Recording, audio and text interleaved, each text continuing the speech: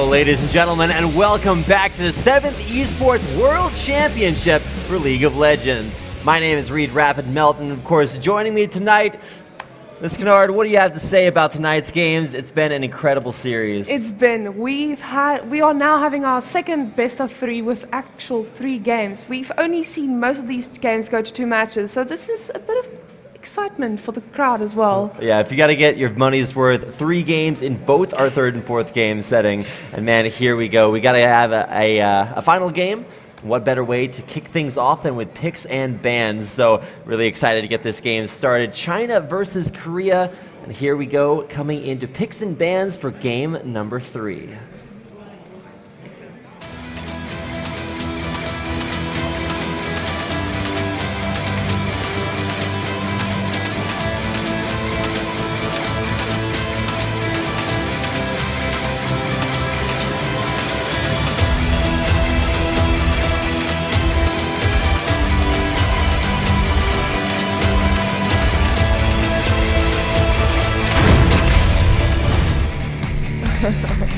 And the Rise ban underway. No questions about the Rise ban. You're going to see it immediately followed up by a Gangplank ban. Exactly the same situation, but you can't let Tom Kench get through this time around. Dr. Mundo, of course, actually kind of interesting. A very strong pick, but maybe not specifically a strong pick. Of course, a couple of picks to watch out for. Lee Sin and Bard, still big power picks. Game number 3. The winner of this match. Whoa! Fiora, okay, I haven't seen that at all this series. Maybe telegraphing a strategy that we haven't seen really come out here. And for NRF, he might be saying, okay, well, I need to counter out Shen. Fiora, a great way to do that. What is the last ban here for China? And by banning Fiora, it forces Vici Academy to either give away Bard or Lee Sin. Neither of which really want to be giveaway. Now, they might give away, they might ban the Bard and then give away the Lee Sin, but instead they ban the Shen, and that does mean that there are a lot of very powerful picks left open. So, for Lonely, take the Bard and give it to Colorless and allow him to carry. Or, possibly, you go ahead and take the Lee Sin and then maybe bait it out. Some big fans in the crowd there as we head on through the first pick. 30 seconds to think through. What are your thoughts? I don't think they're going to first pick Lee Sin. Like you said before, if you can pick Rek'Sai against Lee Sin becomes a bit weaker in the jungle. So, yes, you definitely can always the pick Bard. that Bard. Somewhere a Crepo out here is spiritually watching this and be able to sense this out there. And of course, maybe the spiritual successor of Ever's support key, a very strong Korean Bard player in and of himself. In fact, in this very arena where everybody, the world was introduced to how strong a champion Bard can be. Vici Gaming, 2 picks coming their way. What are they going to do? 2 OP picks, most probably. Alistar? Yeah, Alistar Tristana, a pretty classic pick to give here. China wouldn't be giving away too much off of that. However, you don't really want to pick Alistar into this specifically, and instead of going for that standard combo, they're just going to give Teacher a Thresh. And they're giving Avenger Kalista. The real threat that I've been wanting to see. I was trying to keep an eye on the players here over the course of in between games, and I actually believe that I'm not sure if it's AD carry or jungler. I think it is actually Chieftain who was walking around on crutches. I'm not sure. Somebody found him and beat him up, but in between these games, he is a little bit the worse for wear. But in game, he's actually slaughtering nerds right and left. So it's exciting to see some really big sources of strength from him on Lee Sin in game 2. Here in game 3, is he going to be forced back on this Elise? Now, Elise is still a very strong champion, but I feel like his Lee Sin was just a force to be reckoned with, and even if you do get it countered by a Rek'Sai, there's some stuff he can do with that I have not seen in a very long time. Okay, so this is actually pretty cool. What you do is you pick half of the combo because you don't have to worry about China picking Alistar, and this does force the jungle and mid lane pick a little bit later on in the draft. So for China right now, they might have gone ahead and picked up their jungle, because keep in mind, China want to save their mid lane pick to last. So what this does is it forces China to draft their jungler, either telegraphing that they're going to go for the Rek'Sai, which you should see here, but also preventing China from picking Lee Sin as well. But why Malphite? Why now? So The for final. Lonely, he's tried carry champions top lane, but what primarily works for him is playing tanks. So you saw a good Shen game and now a good Malphite game coming up here. But at the same time, we've seen NRF be very, very devastating on Relia, not in the 1v1, but in the top lane assassin versus Bob's AD carry. And Tristana is not really the hardest AD carry to kill. She has the jump and the rocket shot, but it really has a 10-second cooldown on that jump. Now, the question is, will they pick Lee Sin into Rek'Sai? No, definitely not going to do that. Otherwise, you just get China's way too good at jungle invades to do that. Just walk in and you're gonna have a bad time. So at the same time, this Elise pick will allow some aggressive early options for Chieftain, especially if he clears one side of his jungle and goes for an early level 3 gank on one side that he's not being expected at. Should see the victor hit pick here for Fire Rain, as his Varus was not effective in game 1. Way too easily punished by that same Rek'Sai and Aurelia picks. So should see this be the final lineup. Oh, is he gonna do it? He does! Chieftain locking in the Lee Sin. Knows it's gonna be a little bit rough versus that Rek'Sai. I was talking about how China was so scary to jungle invades. That's the pressure we are about to see.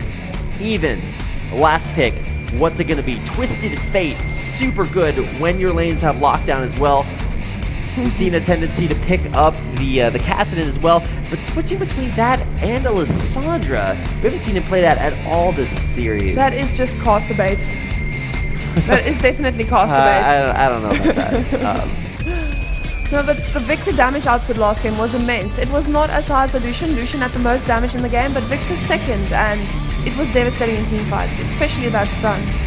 I'm a little bit worried that Tristana might take a little bit too long to ramp up, and we might see a very strong performance by Avenger, but Teacher locking in a Kassadin for even against a Victor.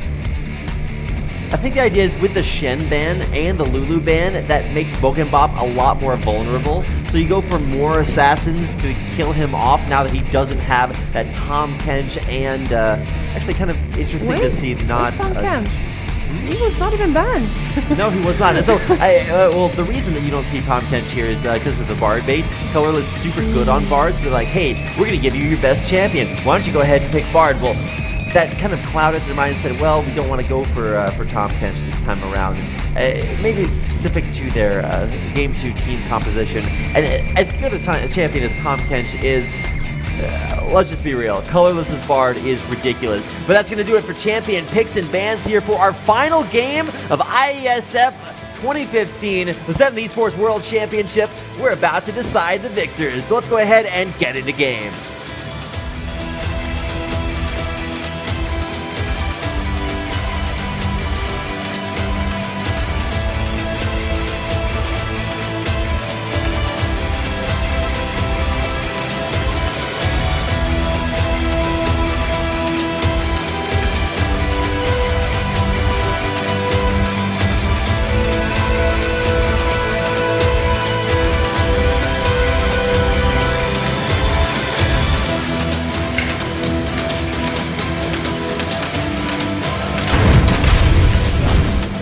And we are in.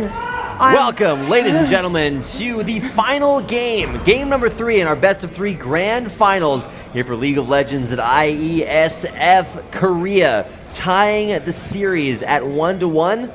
Coming in here to game 3, starting off on the blue side versus China's Vichy Gaming Academy. They train with some of the best players and teams in China. Now they are here to represent their country, the International Esports Federation World Championship. Korea expects the China basic play here to get the invade, but they're just camping it out. That's true, and a really good reaction here. I think trying to play against China's attempt at being unpredictable, they're saying safe start, and then thinking, hey, maybe on the last game they're going to switch it up. Fortunately for China, they do decide to stay with a safe start to the game instead of going for their aggressive invades. Otherwise, that could have been a cool way to catch them out there by Fog. A lot of pinging going around. What better way to start off the game? Minions spawning, heading into the lane, and you know who's a little bit late to lane? Bard. He's going to be taking a few extra seconds. Colorless coming up just to make sure that They're there in time to start off with the Krugs. So you're going to see Krugs done by Bokenbop and Colorless for Korea. Will Destron actually just smite this Gromp and then walk to blue? No, it looks like he's actually going to be the recipient of a leash, which will actually set Avenger and Teacher behind kind of significantly, as Bokenbop and Colorless will be able, or Avenger and Teacher behind Bokenbop and Colorless. They're going to come to lane with some extra experience and be there right in time to continue to push this wave. I think top lane will be quite a boring lane for the first 10 minutes until they get 6 and again make all the plays with that Malphite ulti. Well, in game 1, Lonely really relied on Chieftain to snowball that out. So as long as this lane match or the jungle matchup isn't too counterlicious, okay, already a ridiculous stun. Colorless is super good. I'm not even going to say that again. I'm just going to let you guys watch. Make sure to get a cushion on the floor in front of you so that when your jaw hits it, you're ready. Don't say I didn't warn you. Lonely though, oh my gosh. Wow. Lonely level 2 and NRF able to close that distance so strong. That's on some proper damage coming from level 1. Well, you really see the effectiveness of that corruption potion. Able to get that extra burn, the extra damage, and even though it doesn't give you any stats, damage is damage. Put it down on Lonely. Some pretty standard starts in jungle here. Rek'Sai clearing the full top.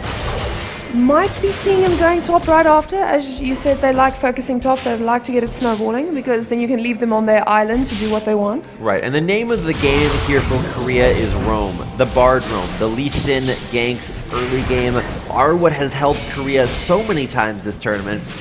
And even after losing their one game to Romania over the course of the group stages, what has really impressed me, well, for China is their ability to come back from deficits and keep themselves in the game, which is something that they struggle with. But for Korea is their ability to not only have very strong individual talent, but to play that talent as a team. For Chieftain specifically, he's been incredibly effective at snowballing lane advantages, but he's actually already being punished by Destron, knowing he wins out jungle 1v1 and just walking into the enemy jungle. Well, at least he's going to the blue buff just getting scuttled. If Rek'Sai shows himself on that map right now, he's going to get a free blue buff. Oh no, he's just following up mid lane, maybe going for the Kassadin gang. Well, the blue buff actually, down, so unable to. And the blue buff on the red side. Oh, that's true. So, with the jungler in the top lane. Gotta keep an eye on that. I think if you watch the way that Chieftain plays, always looking to snowball lanes, go for those ganks. Ganking blue buff, yeah, sure, that's cool, but we're about to see a very interesting situation here for Chieftain. Oh, dive up on the top lane, tunnel up on the top lane, forcing the flash Lonely. Was that necessary though? The flash that early? I think he would have been able to run out of that. Damage early is not there yet.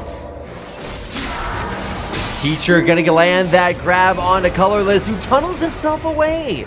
Beautiful usage of that skill. It does take a lot of damage though. So we will have to use some of those biscuits. And the blue buff going to Lee Sin maybe. He's gonna pull it back. The Wolf Spirit, he actually did smite that to make sure that it would scout out while he's trying to take this blue. Now, to be fair, Destron is in the area. Will he get there in time for it? I think Chieftain's gonna be able to grab this one. Rek'Sai actually did pull the Gromp over. But yeah, that's blue buff to Lee Sin.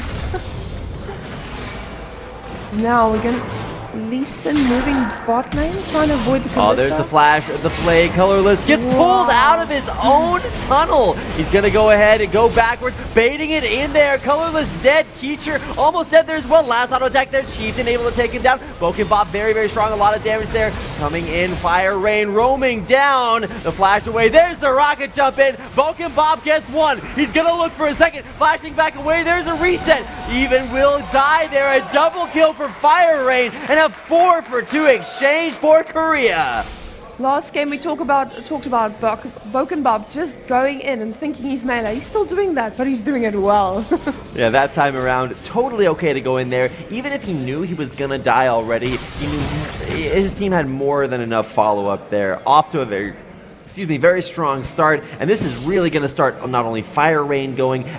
Last time we saw Lonely Snowball. This time the snowball is going to hit on the bottom side of the map. Well, Victor already has 2 kills, so I believe he's going to start roaming even harder. Might even pay a visit to top lane. And you got to take a look at this jungle and AD carry, 4 out of 4 kill participation, but look at those gold counts that our Korean observers are pointing out there. 2k gold on both Victor and Lee Sin. Just look at those items that are going to come out there. We're looking for a warrior enchant to come out here, and of course a bunch of money spent there by Victor upgrading his hex core. Rek'Sai doing what Rek'Sai does against Lee Sin, trying to steal his jungle. But he's done that very consistently. This is the second Gromp he's going to steal, or at least thinking about that. Ping's saying, hey, better to get out of there. Oh, the Discretion, sorry. the better part of valor, even without Quinn. Well, he's not really a counter anymore since Lee Sin is so far ahead.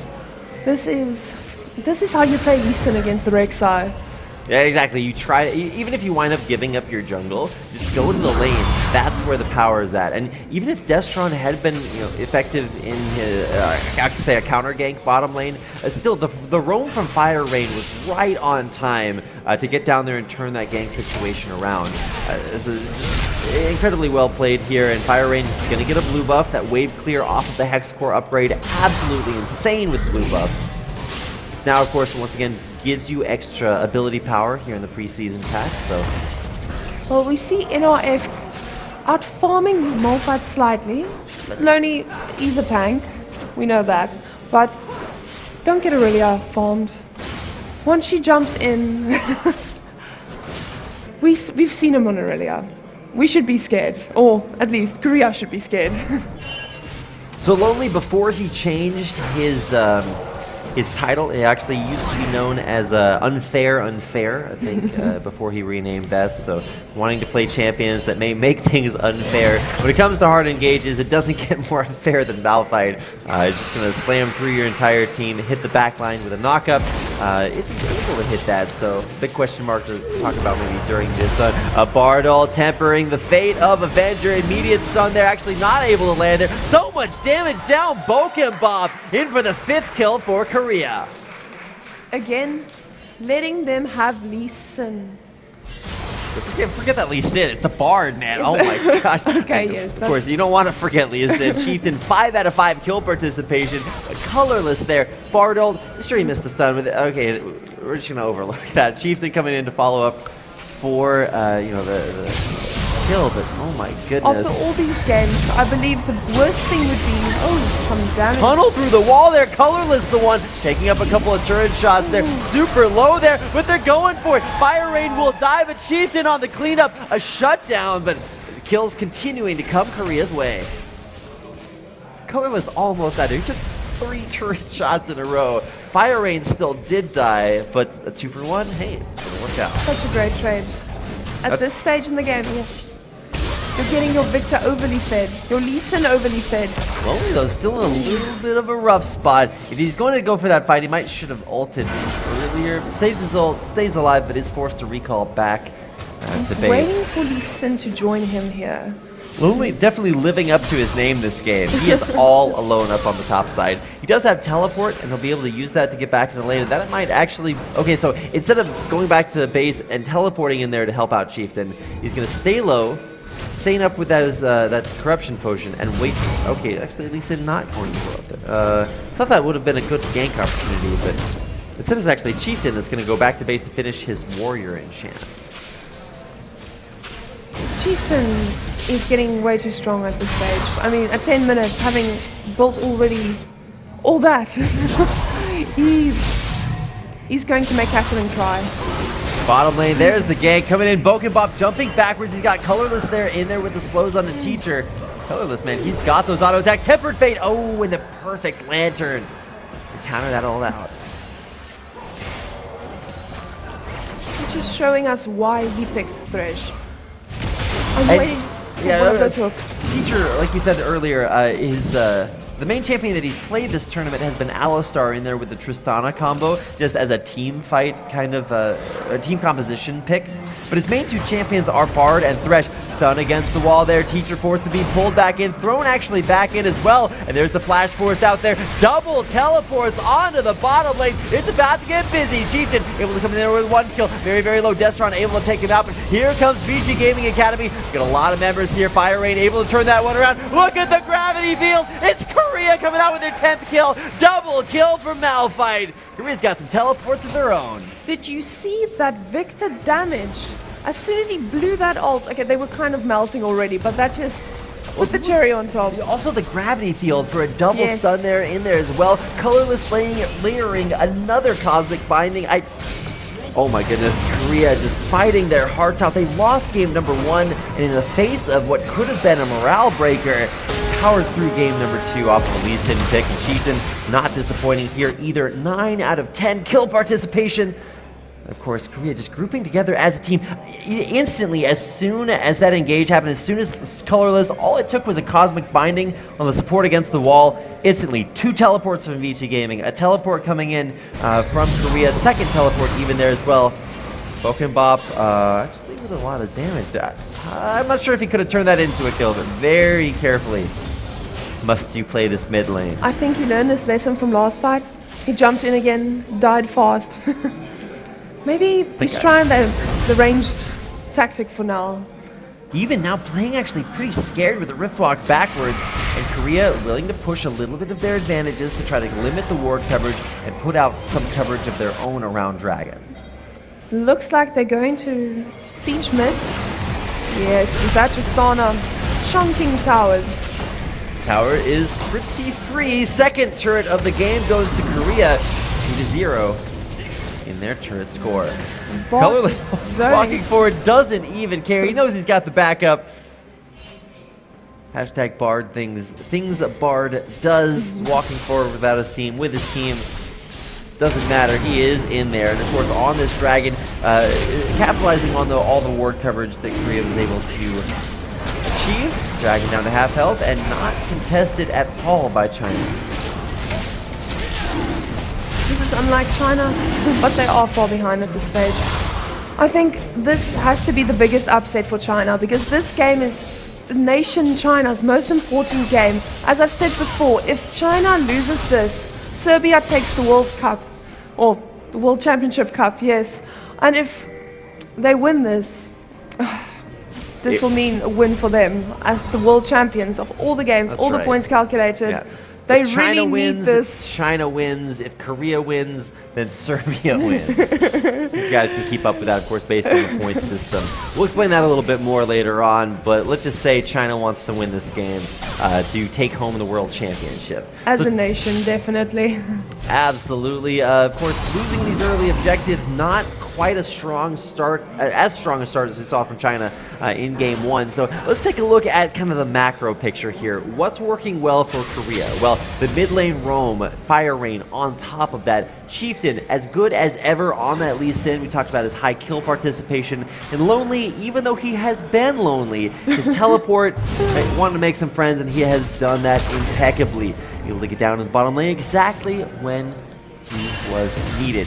The Bard play, incredible from Colorless, tempering fates all across the map. He too has 9 out of 10 kill participation, and they're all assists, allowing his team to continue to get stronger. And while Bokenbop has had some melee range experiences, it's always led to his team following up for more kills.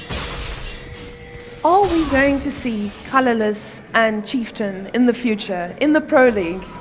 I believe, I see them there. Do you? Well, I'm not sure exactly what the age range of this Korean squad is. I know there's, I think, one 16-year-old player playing for them. And that is 16 in Korean years. Koreans start a year early. So that's 15. But I mean, it depends on how you judge things as far as age goes. But either way, a very young Korean roster, that's all we're trying to say. So plenty of time to develop that talent into something that you could maybe one day see in the pro leagues. And of course, for this Chinese roster of Vici Gaming Academy, they're already experienced playing with some very highly competitive situations. So got to keep an eye on what's going on the map here. Got roams towards the top lane on Bard, ushering NRF away from this turret. Really going to give this to Korea for free. Of course, free turrets in the bottom lane being taken as well. So nice to see Korea capitalizing on that for their first turret kill of the game. But they're going to keep pushing. They might get this inner tower. As you mentioned, it's easy to take inner towers. They don't have any resistance, only health. Well, they do have an enemy champion to deal with there. NRF will get only a slow, not a stun there. And oh my, okay, that kick actually pretty good there. And nice lockdown onto even there with the Tempered Fate. And now instead of going in, he's forced to disengage. Teleport coming in from Lonely. And this siege of the turret will be incredibly strong for Korea. They do have Unstoppable Force. They've got Victor's Chaos Storm. A ton of damage to put down. Korea, 1, 2, 3, 4 turrets in 16 minutes. They can rotate Baron. No, Rift Herald. That's true, and that's something to talk about. It feels like Baron should be up. Only 17 minutes into the game. Rift Herald a possibility, but a much better option to just head back to base, buy up your items, and continue to just creep further and further in this advantage. Just look at the gold count. We are narrowing our way up towards that 5,000 gold lead. Coming up here in I guess not too long. They are sieging so hard. I would expect them to really go for Rift Herald in this, because those extra help from the minions. But let's see, Dragon up in 2 minutes. They will be pushing our top very soon for this. Now, Lonely doesn't have teleport after that gank, and NRF does, so that is a discrepancy that China can use to their advantage. And we've seen China use teleports very, very well, not only just in this series, but even earlier on, as soon as we had that crazy team fight that was 4 for 2 in Korea's favor bottom lane. The biggest thing that impressed me was China instantly double teleport. So on top of that timing, that's something that NRF can use that Lonely and Fire Rain can't. So 2 TPs versus 0.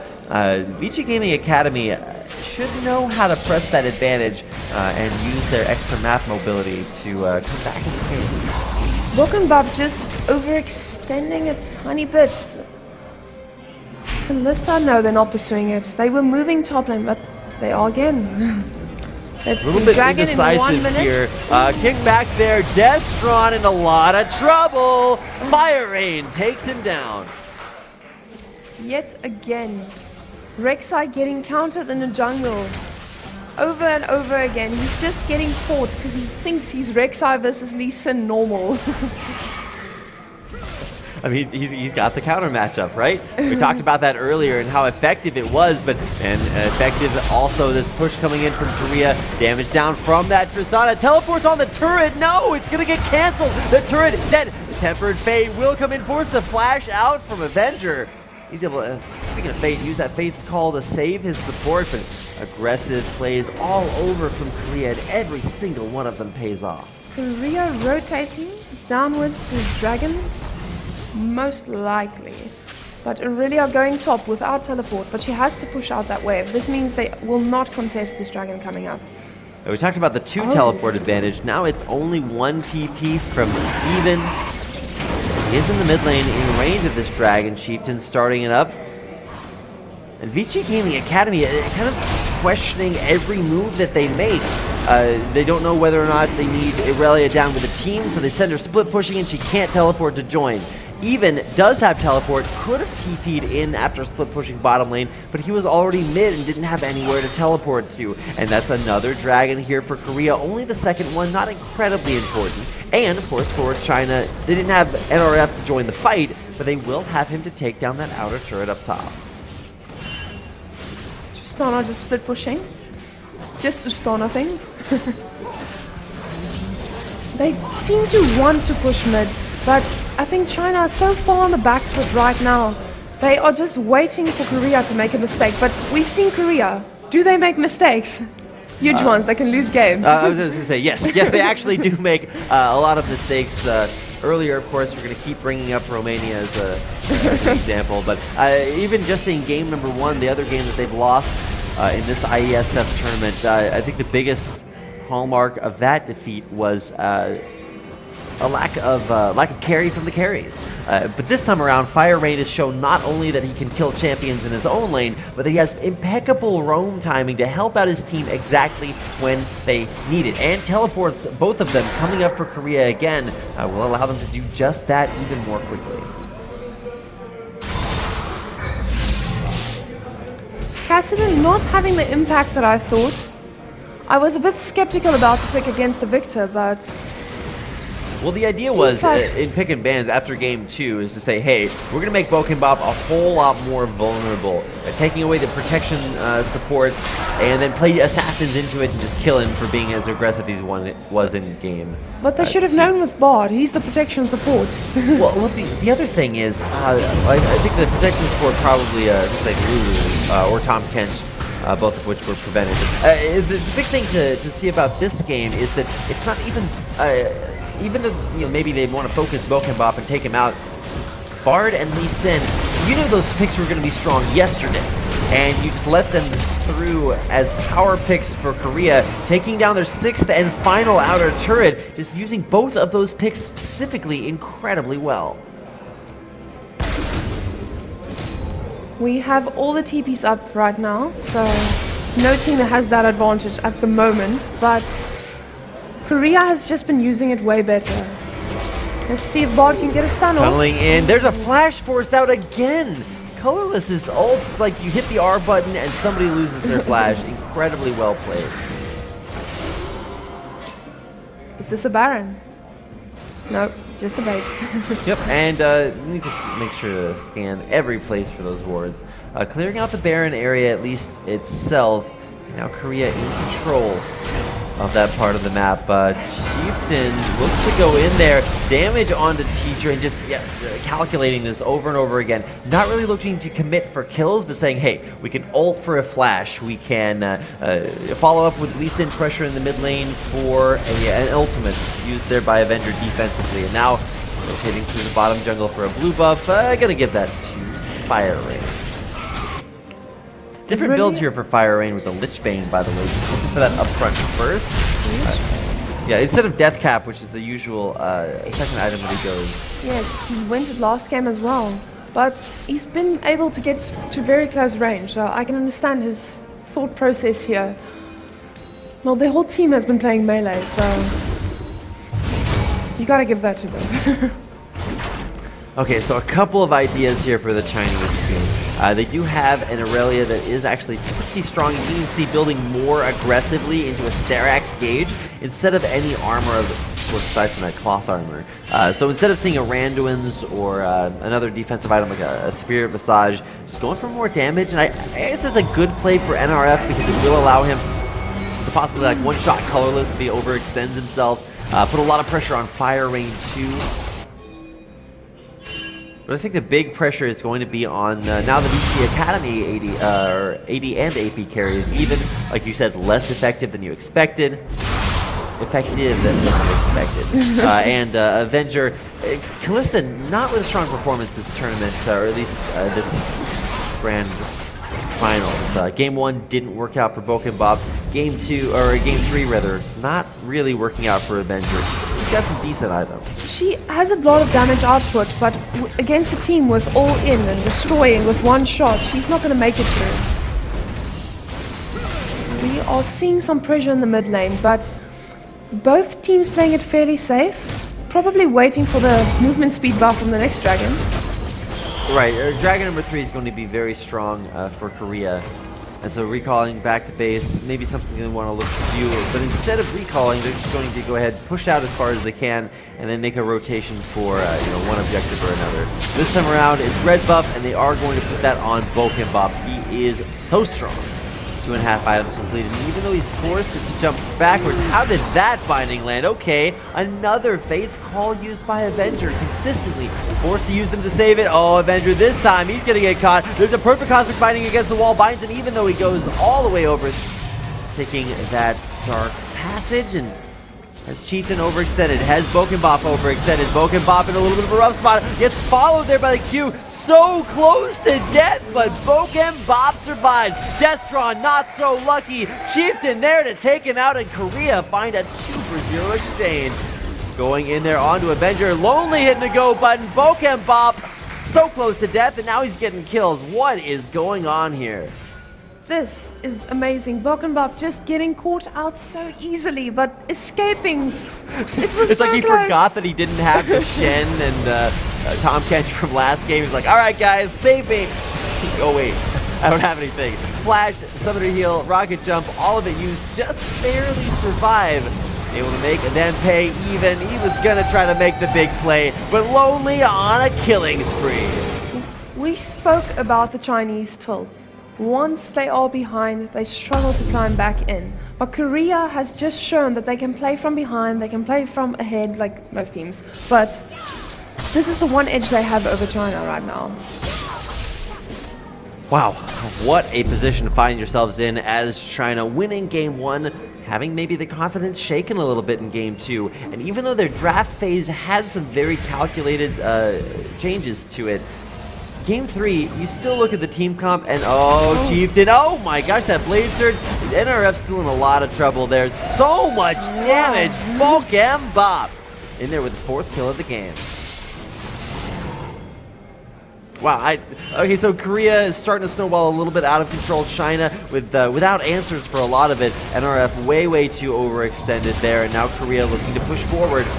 Could be their first base turn of the game. Oh my gosh, Chieftain going in, safeguarding out.